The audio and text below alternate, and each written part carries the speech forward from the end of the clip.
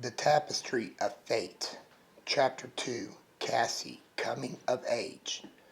Ever since I turned 14, my sight opened to the tapestry of fate.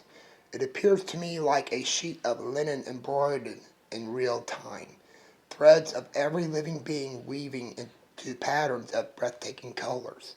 Storms appear as whites, grays, and blacks that ripple like rain or snow. I never tire of studying it, and I know someday I'll fully understand its meaning. Then the recurring dreams began, always the same. A vast metal castle, its walls made of glass overlooking an eternal night sky. Countless beings wander the halls, some familiar, others so strange I'm amazed my future self doesn't stop and stare.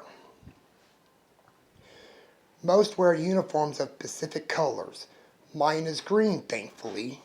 Without that single floor of nature, I'd go mad in all that steel and glass.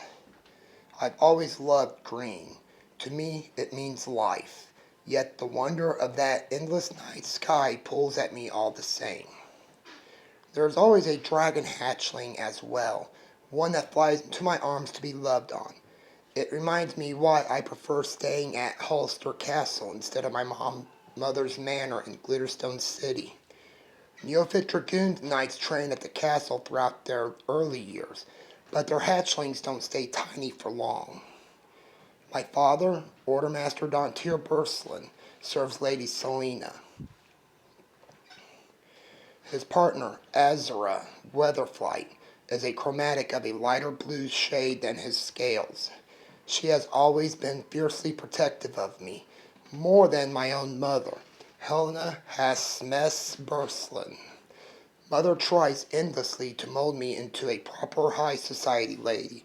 Father can't control me on that matter, and neither can Mother as she tries. Back to the dream. My future self holds a high position in the castle's command structure. The uniforms carry rank symbols, gold and silver discs near the left breast pocket. I wear 2 gold and 1 silver.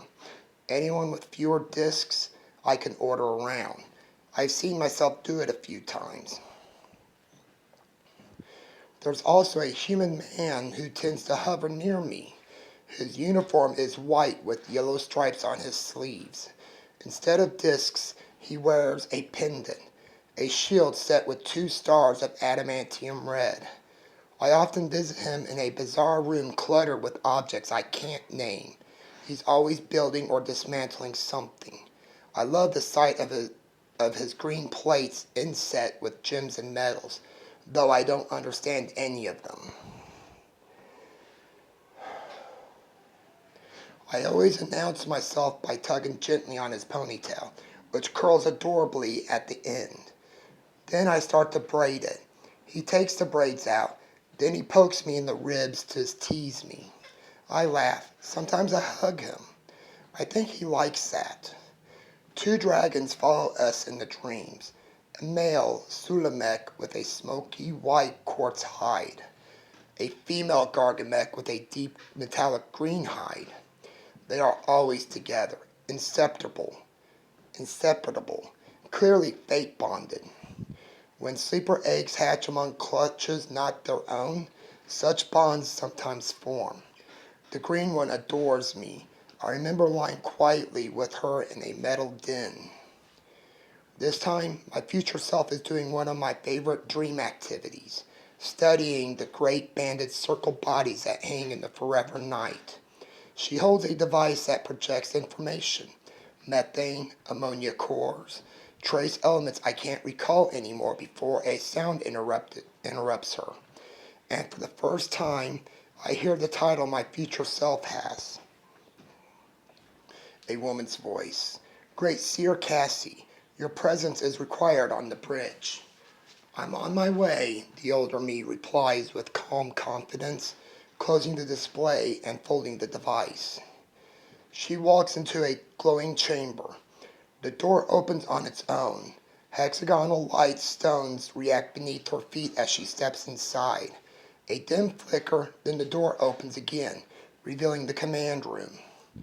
Instead of the night sky, the front window shows a red-skinned humanoid covered in metal implants and cables, and the older me giggles. "What's funny?" the human man beside me, the one that likes to hang around me, asks. He turns to the castle lord and raises his hands. I swear I didn't make a face. "It's all right," Cassie laughs. "I just remembered something. I'm actually here right now." The Lord studies her. "Do you need to see Dr. Baxton?" "No, it concerns my sight," she answers. The red-skinned humanoid speaks, his voice unsettling. "Is this the great seer who claims to advise you and has advice for Master Sharukin?" Cassie glances playfully at the man she trusts and says, "You're going to love this. This is from me to you." Then my future self begins to sing one of the children's songs. "Manna in a ring, glass to hold the thing. Spin it, round it, watch the soft glow. All of this is silly, all of us are giddy. Silly girl, silly song, dance to seven, go." She kept singing that song over and over, the same one I haven't sung since I was a child playing with the servant kids. Then a hand touched my shoulder, shaking me gently. "My lady, are you all right?" Sorry. I opened my eyes and bolted upright. The guiding dream was gone. Morning light filled my room. Today is my 24th birthday, my coming-of-age celebration. I managed a nod and a smile at the dwarven servant beside my bed, but the smile faded immediately. "Did I sleep late again?" I asked. "You have," she replied, "and Chief Lord Larzian and Major Lord Gundar have just arrived." Then, with concern, "Were you dreaming of your childhood?" I started to deny it, but instead sighed. I was singing the Manna song out loud. "You were, my lady." She dipped her head and moved on to tidying my living chambers. The reason my smile had died was simple. Today I was supposed to touch the seer's ring and glimpse the happiest moment of my life, not become the next great seer. But fate, or Mother herself, rarely listens to my preferences. I forced myself out of bed and began to prepare. Mother had arrived. I could feel her presence even before the servant mentioned her. She had given strict instructions that I be dressed in a purple gown. Purple, a color I hate. Even if it complements my red adamantium scales, yellow shoal, and green eyes, green has always been my comfort color. Green rock candy from Devon's Sweet Tooth is practically a food group to me. To escape the cursed dress, I had to rip it straight down the front. No self-respecting woman would show up half-exposed before two major rulers and Chief Lord Larzian. With no other option, the servant finally let me dress myself. And dread crept in as I thought of the prophecy, Kistor's charge that Larzian would approach a maiden on her coming of age. I knew too much of my family bloodlines.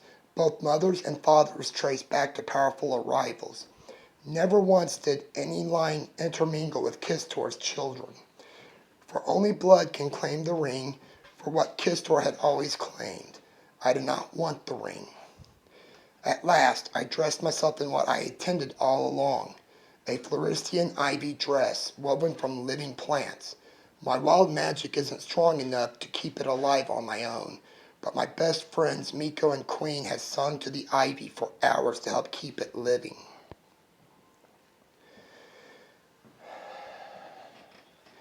By the time I reached the lake on the Kistor estate grounds, guests were already approaching with congratulations, mostly on the dress. Many Olden families were present. Almost none of them I knew personally, but this was the price of being granted permission to touch the ring. Then strong arms wrapped suddenly around my waist. I froze. "Please remove your arms, Zanku," I said, calm but cold. "I keep telling you." "Give me another chance," he whispered urgently into my ear. "How many times can I apologize?" His grip tightened. "Zanku, wingmaster of the Dragoon Knights, paired with Jet and onyx gemlite Sulamek. Together they can become Janto, an unmatchable fusion in Rashi combat. And Zanku is a relentless drunk and far too rough with me. I tore myself free and spun on him, checking my dress before even meeting his eyes. I would not let him ruin this day. My glare stopped him in his tracks as he was about to approach. You can apologize forever, I hissed quietly, not wanting a scene. I told you for a month, leave me alone. It's over. You're too rough. Tears stung my eyes as I spoke. Before he could answer, I turned and slipped into the crowd. People greeted me, handshakes, hugs, kisses on the forehead. The matron of my mother's family blessed me, but I barely felt any of it.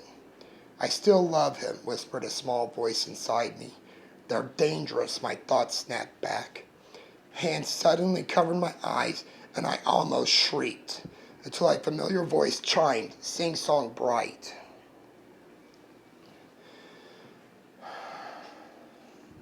Guess who? Relief flooded me. Tibin, where's... Right here, Shantae appeared behind her twin brother. The Wood Elf twins, the ones who made my dress. I saved for months, doing servant chores, which the servants themselves resented me for doing.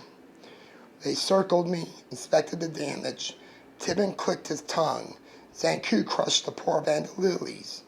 In my defense, I muttered, he was holding me too tight. Tibin began singing softly, mending the golden Vandalili petals. Shantae joined him, tending the flowers at the front. What a brute, she muttered, shaking her head as the ivy brightened under her song. I had the most beautiful dress prepared for you, my dear, Mother's voice chimed, sharp with irritation as she approached. And you ripped it, top-tier Glitterstone fashion, ruined. I had a dress for today, I snapped back, truly snapped, for the first time in my life. Anger long buried finally rose, and if the servant hadn't tried to force me into it, it would have survived. I keep telling you, I hate the color purple. I feel hurt now, another voice chimed. Miko approached, Queen perched small on her shoulder in hatchling form. Miko, a gnome with a hint of desert elf features. Queen, her dragon partner, purple from nose to tail. Queen's expression folded with hurt. I turned to apologize, but Mother grabbed my chin, redirecting my gaze. I said, do you have everything packed? I'm not leaving the castle, Mother. I don't like Glitterstone City, I whined, knowing full well she would ignore me. Helena smiled as if she hadn't heard a word. Don't worry, I already have the servants packing your things. I opened my mouth to protest. She pressed a finger to my lips. Not another no. You have an obligation to the family. It's time you take your place. Dasmiel Trentiaria does not have much time left, and neither do I. Is Mother sick? The thought struck with cold shock. Before I could ask, Chief Lord Larzian's voice boomed across the grounds. May the maiden of this joyous celebration approach the gazebo. It is time for your most important gift.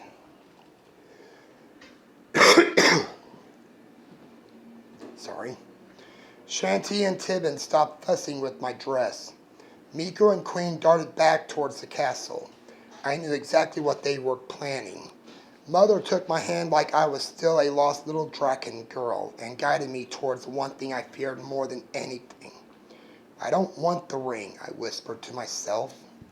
Before the gazebo, all three rulers shifted into their draken form, still bearing wings, tail tools, and flame. But everyone knew the truth. Larzian and Gundar were on death's watch list. Even shifting cost them precious mana. The world quietly waited for the day Larzian would pass into the great reunion. Beloved by all, trained by Elder Mika Than Troxu. His loss would shake Draces. Please, my dear, Lord Larzian beckoned with a gentle smile. Come receive your gift. My legs trembled as I climbed the steps. Yet as I reached him, a strange calm washed over me, like the air itself has shifted. Larsian extended his hand, the seer's ring glowing faintly on his finger. I hesitated. The dream, I whispered. What was that, dear? He asked. A pull stirred in me, deep, instinctual. For the first time, I wanted the ring. It called not to my mind, but to my very soul. I glanced between Larsian, the ring, and the hundreds of eyes watching. Is something wrong? Larsian asked kindly. Do you not want your gift? I swallowed, unsure whether I should even voice my thoughts. Before I could speak, Larsian nodded, as if reading the question for me, and said with his ever-present smile, Is there something else you would prefer instead of merely touching the ring? The crowd murmured. The air tightened. Then I drew on the confidence of the woman I had seen in my dreams, my future self. I lifted my chin. Has anyone ever asked for the ring itself?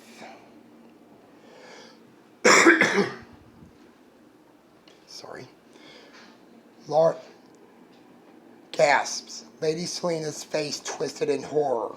Major Lord Gundar leaned in with interest. Larsian simply beamed. He slid the ring from his finger, a deep indent marking centuries of wear, placed it in his palm, and held it out to me. Shock rippled across the gathering. The ring was breathtaking. A thumbnail-sized sapphire encircled by 7 small diamonds, all set in a dark green indith band. But something inside the sapphire, a thin sliver of darkness, drew my gaze and held it. Listen carefully, Larsian said, voice firming into command. If you accept this ring, you are responsible for finding its true owner. If it does not claim you, it will guide you to whom it has chosen. The burden that was mine will become yours. You must carry out Kistor's final wish. Each season, a maiden at her coming of age is granted the vision of her happiest moment. The season of Earth, year 547, era of peace, is your time. Do you agree? I do, I said boldly. Even if it chooses me, I will uphold this tradition. I slid the ring onto my right middle finger. It adjusted perfectly to my size. The world vanished, as if everything was dust blowing on the wind. A palace shimmered ahead, radiant crystal spirals humming with energy. I stood on a cliffside before a stone bench. The sun here was larger, red and warmer.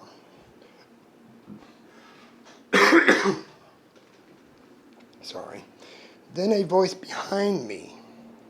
Mother, please come back to my wedding. I turned and see a half-dragon, half-human woman, stunning, radiant, tears forming in her pale blue eyes. My daughter, my beautiful Hugin daughter, and she was begging me not to leave her on her perfect day, dressed in gold and Webcana gems. Behind her, the man from my dreams, the one I teased, the one who teased me back, love I hadn't recognized. The scene scattered into dust. Suddenly, I stood in a wasteland of wreckage, metal twisted, bodies strewn everywhere. Far ahead, a massive city sat on a floating plate. Terror crawled up my throat as an army, thousands upon thousands, marched toward me. I stumbled back and fell. I landed beside the broken bodies of Miko and Queen. A wood elf lay beside them, arms wrapped around Miko in a final embrace. Apparently a love story that would eventually unfold. Then I curled into myself and sobbed. Then, do not fret over the loss of friends, a feminine voice echoed. Mist shifted. I stood in a vast crater, the ground shrouded in haze. 7 pillars of light ringed me, each a different color. My clawed toes clicked loudly on the stone as I turned in a slow circle. From the blue column, welcome to the tribunal, great seer of beginnings and endings. From the red column, a harsh male voice. We do not need a half-breed to carry any of the rings. The golden voice began to protest, but the blue voice cut her off sharply. Enough. She is my charge. The ring claimed her before she claimed it. Dear Cassie, the blue voice softened, your sight grows fiercely, for the pillar of mine burns bright and faint all at once. Sorry. Heed my riddle and preserve the tapestry I wove. Out of love of a mother, denial and heartbreak will follow. But truth and fate reward those who remain on course. What you want must be denied twice. The mist surged upward, and then I blinked, and I was back at my celebration, sitting on the ground, a walking vision, the most dangerous kind. I stood slowly as dust fell from my dress. Lord Larzian raised his voice proudly, for the ring has chosen her before she chose it. Welcome to Dracy's, great seer Cassie. Tears built to my eyes. Why did I take the ring? Mother stepped forward, and without thinking, I ducked behind Lady Selena. The worst possible choice.